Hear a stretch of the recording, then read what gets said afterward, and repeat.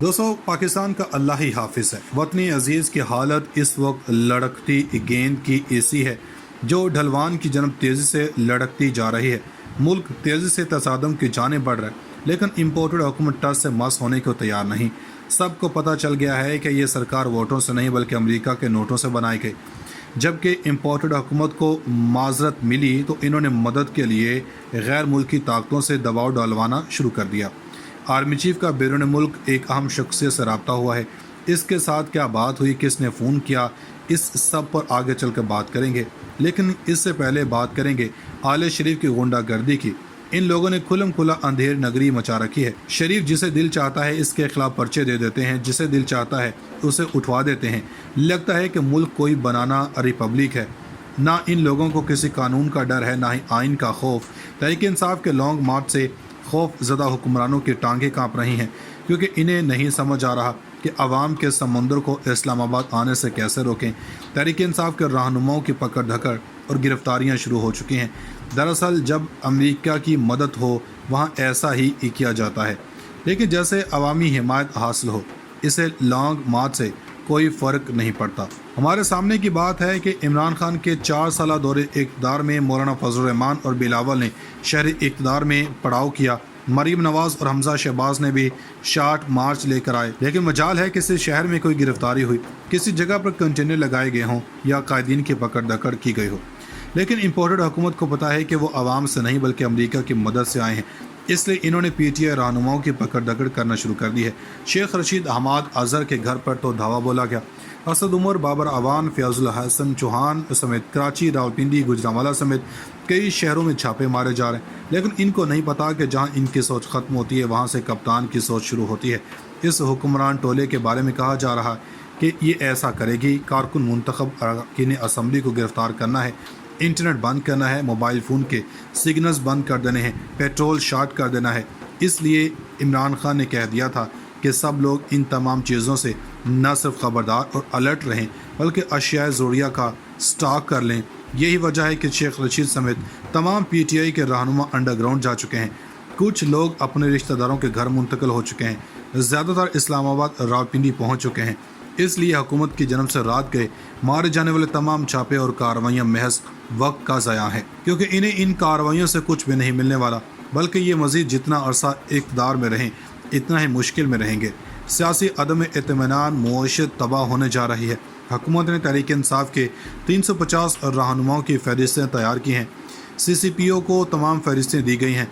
36 CCPO तब्दील किए हैं ताकि अपने गुलूबटों को बिठा कर अपना काम करवा सकें। इन तमाम की निगरानी तमाम डिविजनल्स SPOs को कर दी गई है। कारकुनों को मुतलका स्टेशनों पर नहीं बल्कि नामालूम मुकाम पर मुंतकिल करना होगा, क्योंकि अगर वहाँ होंगे तो अगले रोज़ इन्हें रिहाई देना पड़ेगा, मगर इन्हें नामालूम मुकाम पर हिरासत में रखा जाएगा।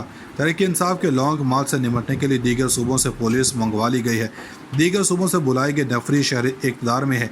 इनका मंसूबा यह है कि मार्च से कुछ घंटे पहले आर्टिकल 245 के तहत फ़ौज की तलबी हो जाएगी। कैदी, वैन्स, वाटर कैनन और दीगर सामान भी भिजवा दिया गया है। राना सनाउल्लाह को फ्री हैंड दे दिया गया है। लॉन्ग मार्च रोकने के लिए D चौक सील कर दिया गया है।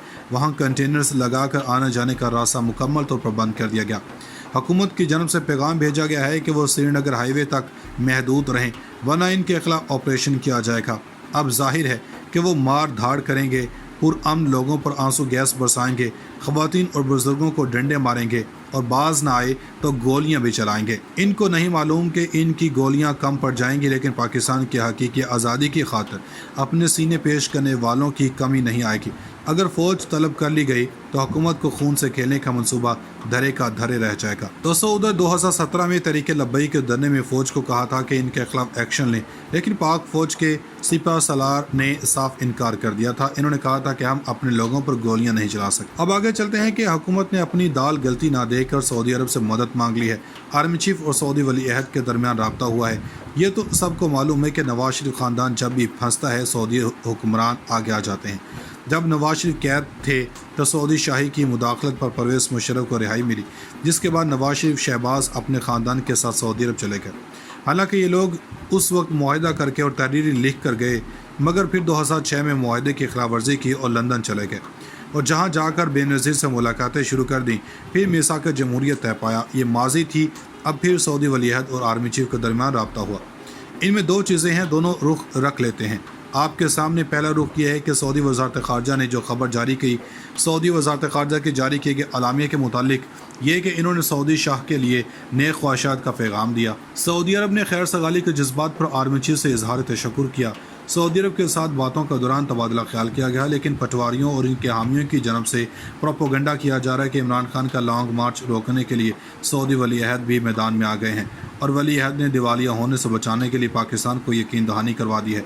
ولی عہد نے آرمی چیف سے کہا ہے کہ عمران خان کا لانگ مارچ رکوائیں، بلکہ اس حکومت کو 1.5 سال کی مدت پوری کرنے دیں۔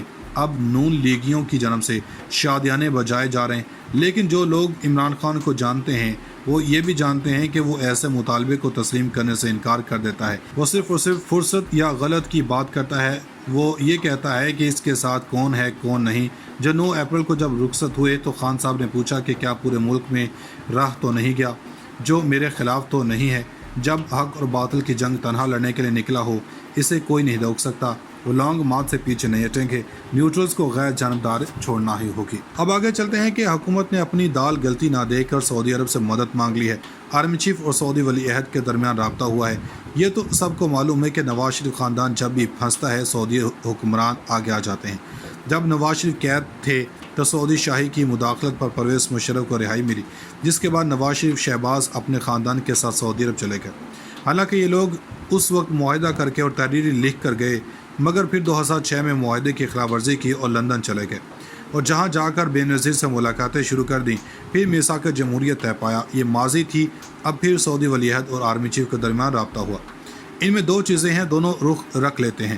آپ کے سامنے پہلا رخ یہ ہے کہ سعودی وزارت خارجہ نے جو خبر جاری کی، سعودی وزارت خارجہ کے جاری کیے گئے اعلامیے کے متعلق یہ کہ انہوں نے سعودی شاہ کے لیے نیک خواہشات کا پیغام دیا۔ سعودی عرب نے خیر سگالی کے جذبات پر آرمی چیف سے اظہار تشکر کیا۔ سعودی عرب کے ساتھ باتوں کا دوران تبادلہ خیال کیا گیا، لیکن پٹواریوں اور ان کے حامیوں کی جانب سے پروپیگنڈا کیا جا رہا ہے کہ عمران خان کا لانگ مارچ روکنے کے لیے سعودی ولی عہد بھی میدان میں آ گئے ہیں، اور ولی عہد نے دیوالیہ ہونے سے بچانے کے لیے پاکستان کو یقین دہانی کروا دی ہے۔ ولی عہد نے آرمی چیف سے کہا ہے کہ عمران خان کا لانگ مارچ رکوائیں، بلکہ اس حکومت کو 1.5 سال کی مدت پوری کرنے دیں۔ اب نون لیگیوں کی جانب سے شادیانے بجائے جا رہے ہیں، لیکن جو لوگ عمران خان کو جانتے ہیں وہ یہ بھی جانتے ہیں کہ وہ ایسے مطالبے کو تسلیم کرنے سے انکار کر دیتا ہے۔ وہ صرف اور صرف فرصت یا غلط کی بات کرتا ہے۔ وہ یہ کہتا ہے کہ اس کے ساتھ کون ہے کون نہیں۔ جو 9 اپریل کو جب رخصت ہوئے تو خان صاحب نے پوچھا کہ کیا پورے ملک میں راہ تو نہیں گیا، جو میرے خلاف تو نہیں ہے۔